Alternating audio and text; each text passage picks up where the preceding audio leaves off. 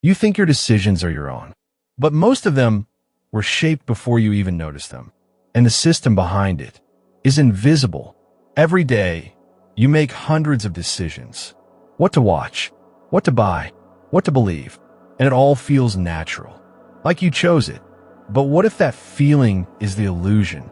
Because you're not being forced, you're not being controlled, you're being guided, quietly, through a system designed to influence you, without you ever noticing it. A system where the walls are invisible, and the path feels like your own idea. This didn't start with technology. It started with a man, Edward Bernays, the nephew of Sigmund Freud. He understood something most people still don't. Humans don't make decisions logically. They make them emotionally, subconsciously. So instead of trying to convince people with facts, he learned how to shape their desires.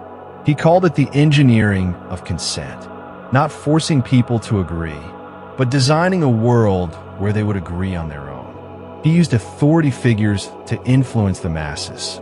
He linked products to identity. He turned consumption into meaning. And in doing so, he proved something dangerous. If you control perception, you control reality. But the system didn't stop there.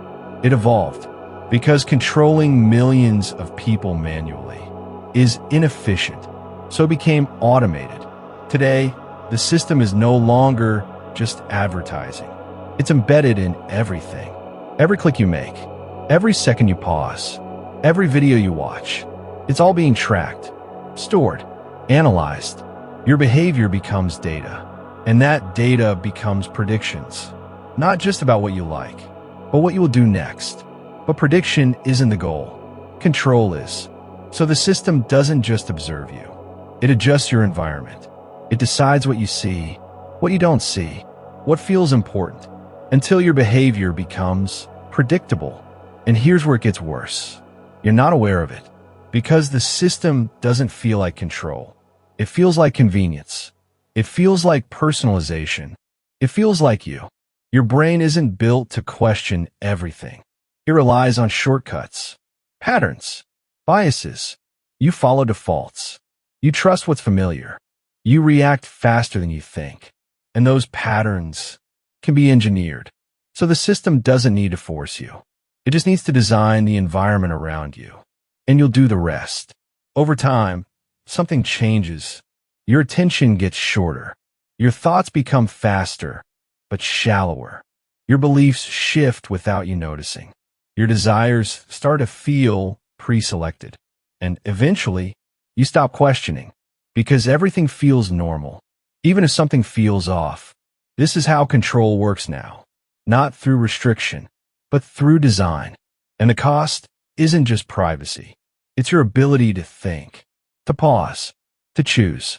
Because when answers are always given to you, you stop searching.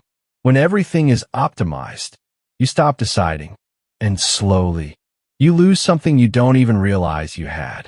The space between stimulus and response. The space where real choice exists. But here's the part most people miss. The system only works when it's invisible. The moment you start noticing it, it changes. Not completely, but enough. Because awareness creates friction, and friction creates control. You start asking questions. Why am I seeing this? Why do I want this? Who benefits from this choice? And in that moment, you're no longer moving automatically. You're choosing. The system doesn't disappear.